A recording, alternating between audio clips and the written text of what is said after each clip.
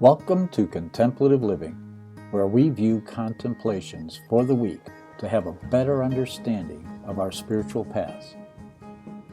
This is Contemplative Living with Dave Bennett. Welcome to this week's episode of Contemplative Living, where we talk about concepts to bring contemplative living into everyday life.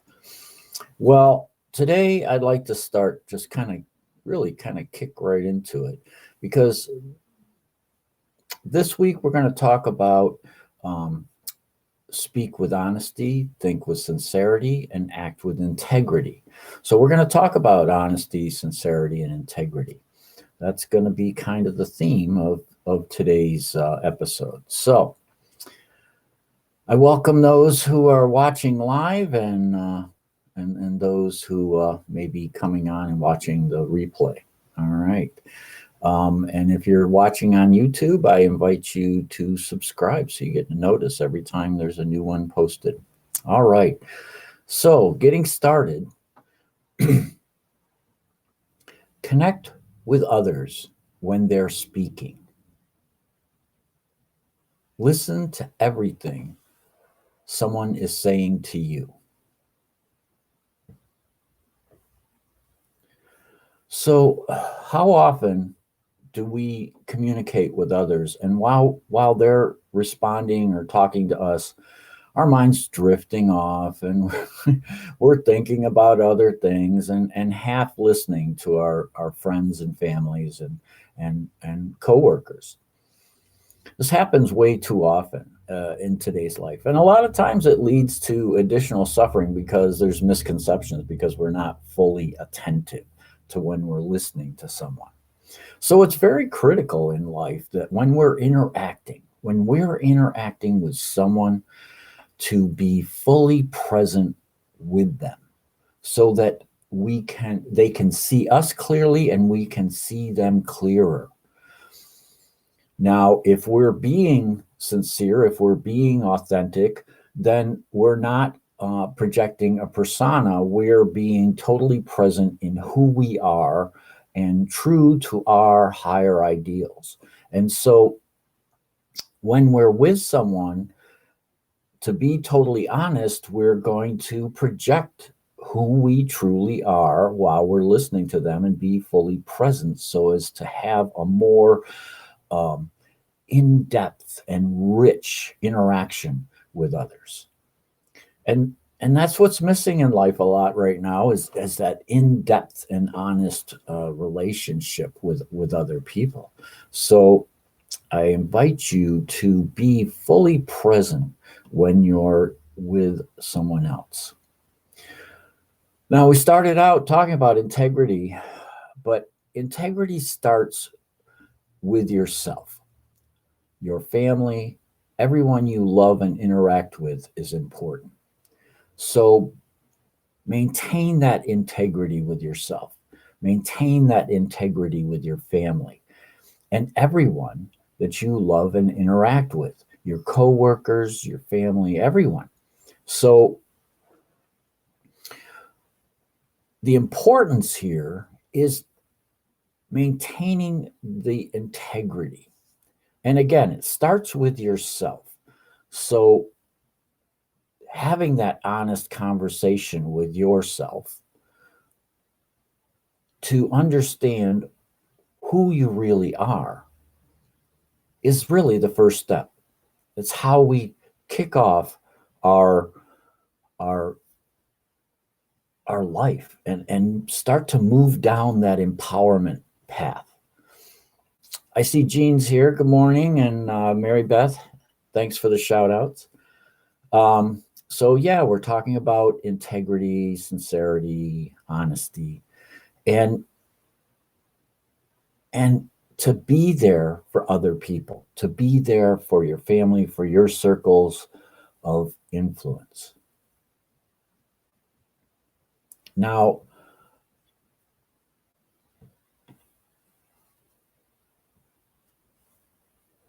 be genuinely sincere and kind. Give a smile of appreciation. Sincerity is key. to maintaining our own integrity and our interactions with others. When we're sincere, we're communicating honestly and openly. When we're sincere, our heart is open, and no matter what the circumstances, and that can be tough, especially in today's world. And so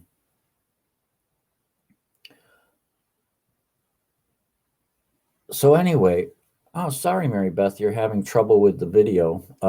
But you're right, the message is in the words, so I'm glad you're able to at least hear me. And hi, Camille.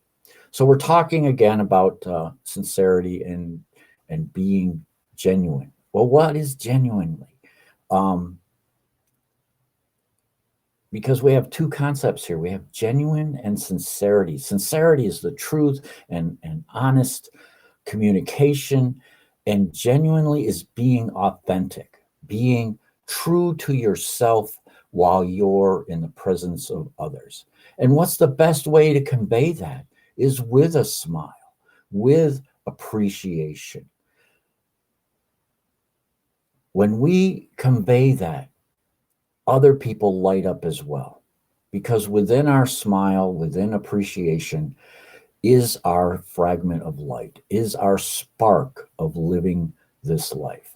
And so when we speak to others sincerely and with a smile, it goes so much further. It goes just so much further. So be the first step in an active process towards self-improvement. So we started out by saying, it's the first step. And in this image, there's a guy, he's waiting for a train. Well, that's kind of the first step is, to recognize, if you're going to go on a train, you need to know your destination. And so the first active step is to know where you're going. And in self-improvement, we want to go inward. We want that train to be on the right track, heading toward our higher consciousness, our higher self. And so the first step here is to know the location, know our inner heart, know who we are.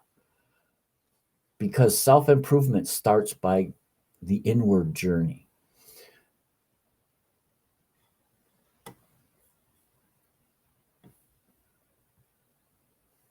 Our well-being depends on our consistency in a changing world. Now, when I put this one up this week, I got quite a little flurry of activity around this because, we don't think about it, but consistency is really a key element in maintaining our core essence, our ideals. So when we establish our ideals, when we start that inward journey and we want to know what direction or what train we're going to get on, we establish a set of ideals, a guiding star as to what it is that we want to achieve at this phase of life. And so I invite you to do that, but then using that ideal, using that as a beacon so that you can be consistent and you can move along on your track at a constant pace so that there's always movement forward. So our well-being does depend on our consistency. And we all know that the world is changing. It's been changing. It's always in change. It's always in flux. The entire universe is constantly in motion. And so change is a natural state of this physical world in which we live. So our well-being is dependent upon the direction we want to go and being consistently focused and using that as our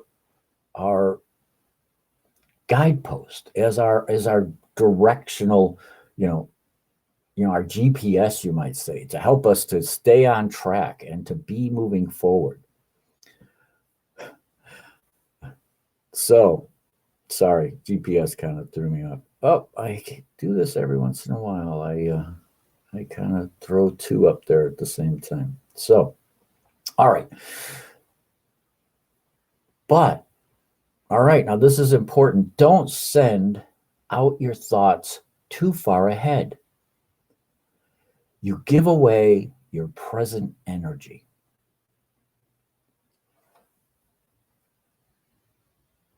Oh, William, thanks for the shout out. Yes, I do try to be consistent. Today I started a little early, but I want to get. I'm excited to get everything out. So don't send out your thoughts too far ahead. All right, this is about being present. Okay, and when we're present, our energy is with us. When we start sending our thoughts out into the future, what happens when we're thinking about the future? Most of the time, we're either worried, and where does worry lead? Worry leads to fear and things like that.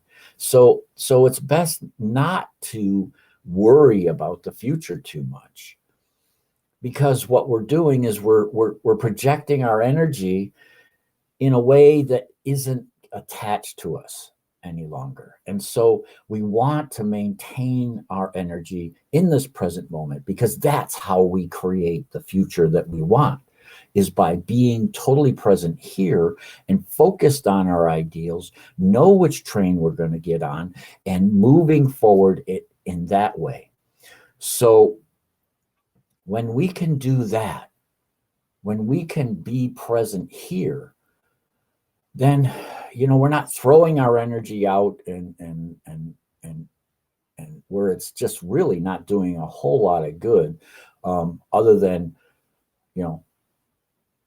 building up hope and building up, which hope isn't a bad thing, but if you put too much of your life into that bucket of hope, then you begin to worry. And so you want to be totally present and know that you're working on what it is that you want to achieve in this life. So staying on track and being present and not projecting too far in advance is a healthy way to be. Now, I know, it's hard to do that, because we, in life, there's plenty of distractions. In fact, I just got distracted because I was trying to figure out where my next slide went. But you go with it and you stay present and you work with what you have. So that's really, really important. And recognize that you're not alone, that with each passing year, lots of people develop more and more of their inner abilities. We're not alone in this path. We're not alone in this seeking. There are many of us, so we don't have to feel so isolated. We can connect with a sense of community of others that are going along. Good morning, Jill. I'm glad you were able to join us live. But we're able to, there's so many other people on the path. I've met hundreds in my talks and as I go around and give talks and things like that. And so I know that we are, it's funny because I talk to people in many countries online and social media and things like that. And we're all looking for the same thing. We're all looking for spiritual development, spiritual maturity, finding out who we really are and how to live in this world, maintaining our ideals. So, I mean, those are key concepts. We want to live with inner peace. We want to be able to project that inner peace into our interactions. And there's so many of us on this path. So I invite you to explore and find a sense of community that would help you to grow and develop more. Because why try to do it alone when there's so many others out there that are on the same path?